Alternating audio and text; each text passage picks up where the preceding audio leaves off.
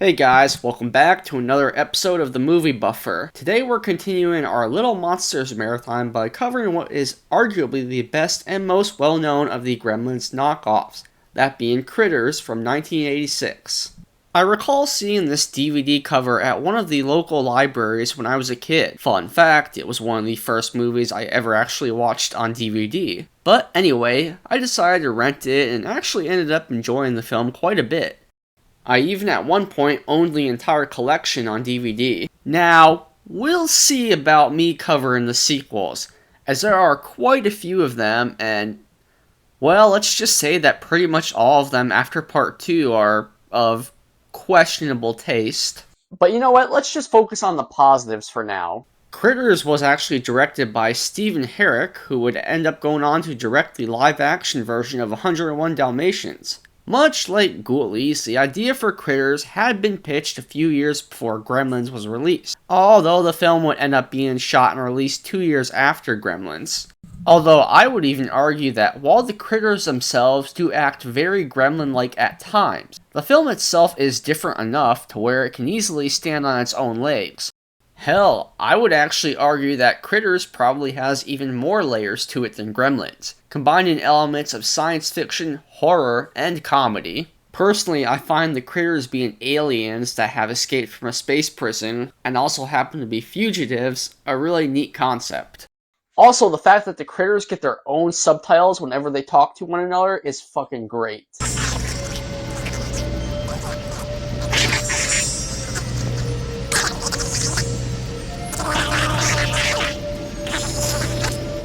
The Kyoto brothers would be in charge of designing the critters and bringing them to life via some pretty solid puppetry and animatronics, which does not really come off as a huge surprise, being that these are the same guys that would later bring us killer clowns from outer space. So the movie begins on this big-ass asteroid, which also happens to be a prison. Here we see this dude who kind of reminds me of the tentacle head guy from Return of the Jedi. And I gotta say, not only am I digging the design of this character already, but the practical effects here are just beautiful. Hell, this whole entire set piece featured in the film's opening is absolutely incredible. So this creepy floating guy is basically the prison warden, and he is anxiously awaiting the arrival of the newest gang of interstellar fugitives. Here we learn that originally the warden and his guards were expecting 10 krites, as they are called, but were forced to kill 2 of them, as the vicious little furballs wouldn't stop eating. This moment of celebration, however, is quickly ended when the krites manage to break free and steal a spaceship, escaping the asteroid prison. But no need to panic, the bounty hunters are on the case. So here we meet our 2 extraterrestrial hitmen, Ugg and Lee. The warden quickly briefs them on their mission before departing. But looks like they better hurry, as the krites are heading straight for Earth.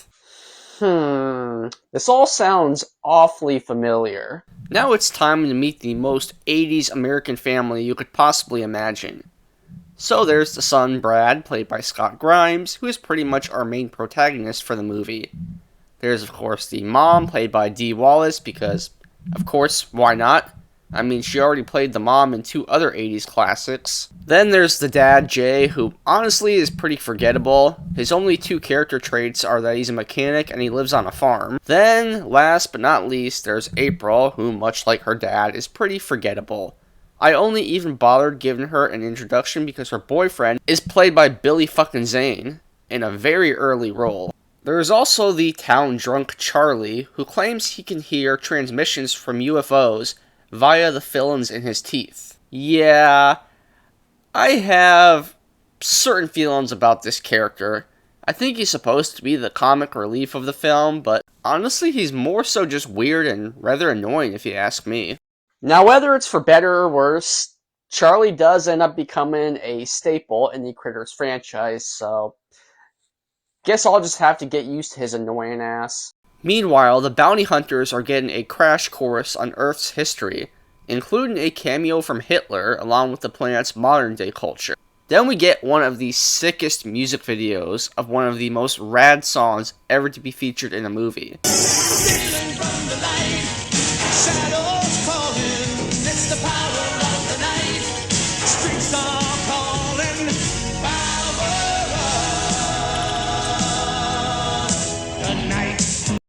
So Ugg winds up taking the form of the musician featured in the video, Johnny Steele, who I actually thought was a real musician when I watched this as a kid, funny enough. The transformation scene is once again accomplished using some really wild and cool practical effects, which also features some stop motion and reverse photography, very reminiscent of Frank's resurrection in Hellraiser. Charlie, you broke my slingshot!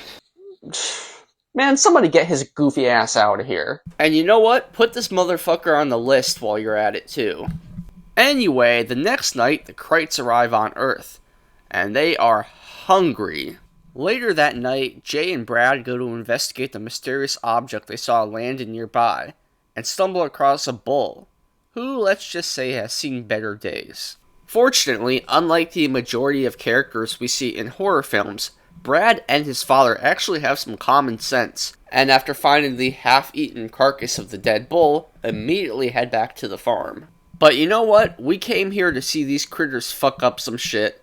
So first on the victims list is Deputy Barnes here, who damn near crashes his squad car after almost running over one of the critters. Unfortunately, Barnes here does not possess any common sense or any sort of survival skills, so sadly, he's got to go.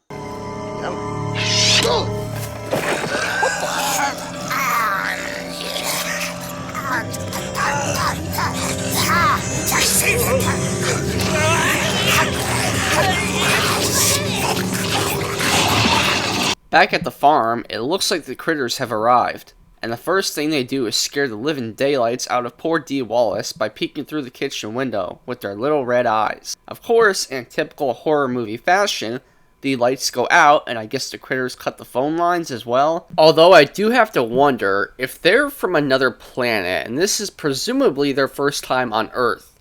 How in the hell do they even know to cut the phone lines in the first place? And you know what? Never mind, I'm thinking too much into this shit. Jay goes down to the cellar to investigate and is bitten by one of the furry little bastards.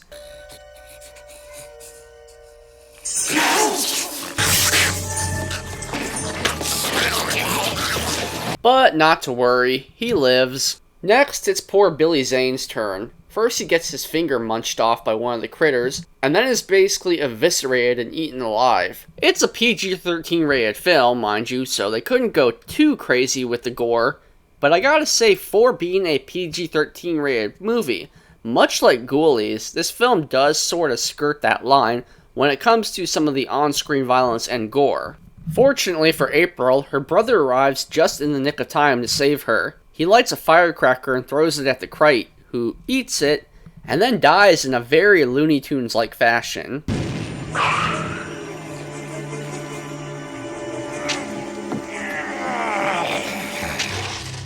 Amidst all the chaos with the Krites, we get some fun antics from our bounty hunter friends. Come on, Jeff. First, they come across the very dead Deputy Barnes in his police car, which they then take after Lee decides it'd be a great idea to morph into the form of the recently deceased deputy.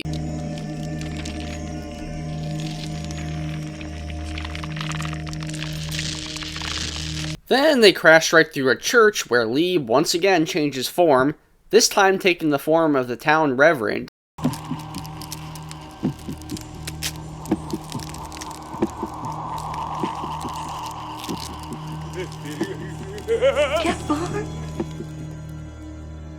Oh, and they also blow up their piano.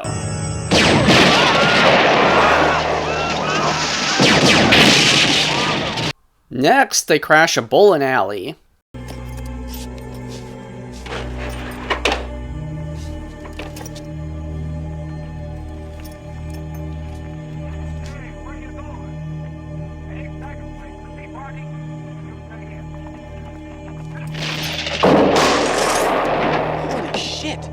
God damn!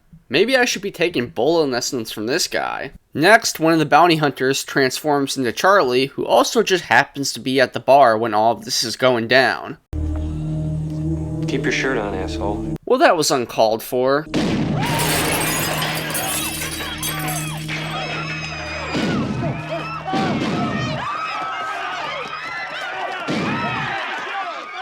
Back at the farm, the Brown family attempts to flee their home, but it looks like the critters have pulled a leprechaun on us and destroyed the engines of both vehicles. We also see that some of the krites are beginning to grow larger. Mama does manage to blow one of the critters away though with her trusty shotgun.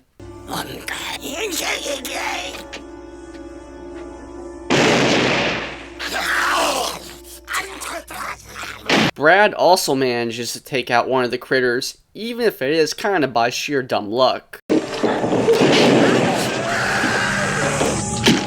He also manages to light one of the little buggers on fire, but this critter is smart and rolls his furry little butt right into the toilet to cool off.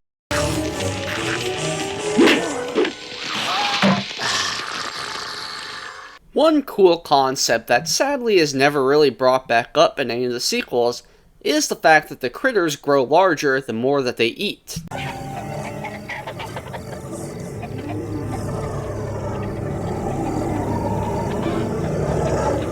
We also get a fun little montage of the krites wrecking the house.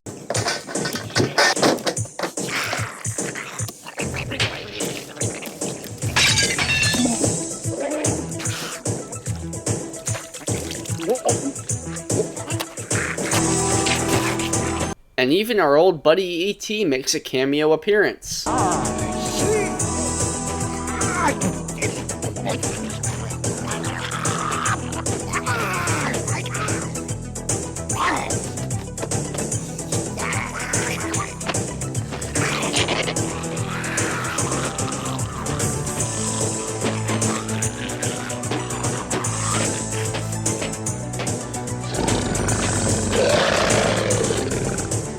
Dee Wallace manages to take out another critter with her shotgun. However, the rest of the critters manage to escape. But have no fear, the bounty hunters are here. Ugg manages to find the critter who is still chilling in the toilet and blows his ass to smithereens.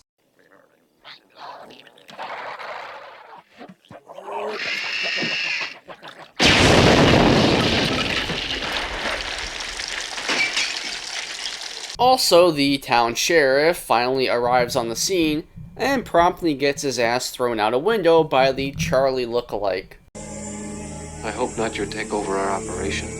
Charlie, put me down. So Brad once again goes off on his own to rescue his sister, who apparently got kidnapped by the giant critter off screen. It's a long trip. I'll need a snack. Brad manages to find April and removes the poisonous quill from her neck, but is attacked by the giant krite again.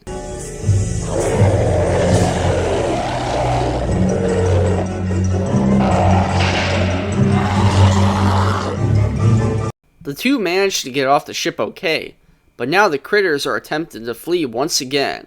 So using a Molotov cocktail made from Charlie's bottle of Jack Daniels, they are able to blow up the ship and the critters by throwing the cocktail into the open hatch right before it closes, which just happens to land right next to Brad's firecracker. Which looks more like a fucking homemade pipe bomb to me, but hey, what the hell do I know? This, of course, lights the Molotov cocktail up, which causes a chain reaction. But first, the krites prove once again that they are the assholes of extraterrestrials by blowing up the Browns family's house as they fly past it.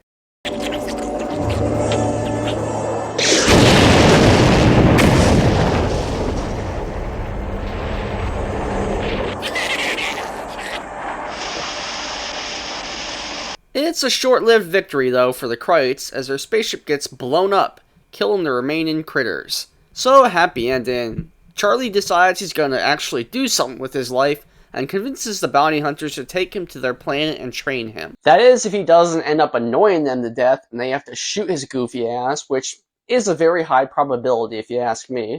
They also give Brad here a little keepsake, a bounty hunter pager. Too bad about the Browns and their home though, huh? Well, actually, there's a solution to that too. So, looks like the bounty hunters are also magicians as well, as they're able to put the entire house back piece by piece. But hey, it actually makes for a pretty cool effect with some nice reverse photography.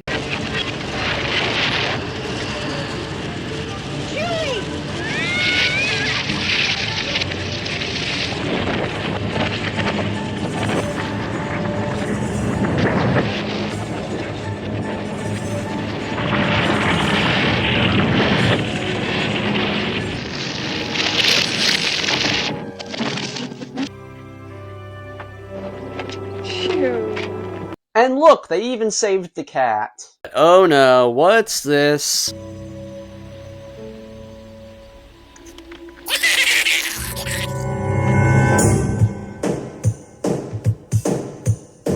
And yes, I do plan to cover at least the first sequel, but I'm not doing all of them.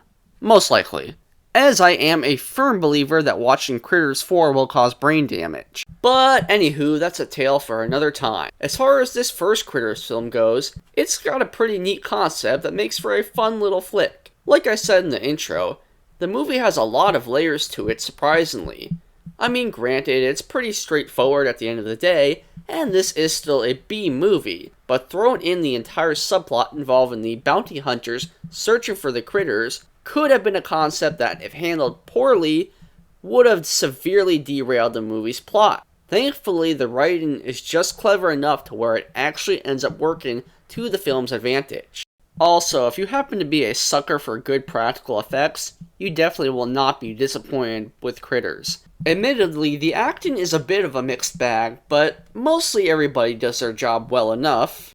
It was interesting seeing Scott Grimes as a child actor. I mean, I mainly know him from American Dad, but it's always cool revisiting some of these older classics and being able to see actors now and sort of revisit their roots. Overall, Critters is an absolute blast, and while it's not as good as Gremlins, or even Gremlins 2, it's still a lot of fun. Definitely check this one out, people. Well guys, that's a wrap on this episode. Please, if you enjoyed this video, don't forget to like, comment, subscribe. Drop a comment down below. Let me know which Critters movie is your favorite. Also, make sure to subscribe so you don't miss out on any more fun here on the Movie Buffer. And as we say here every day, guys, ciao for now.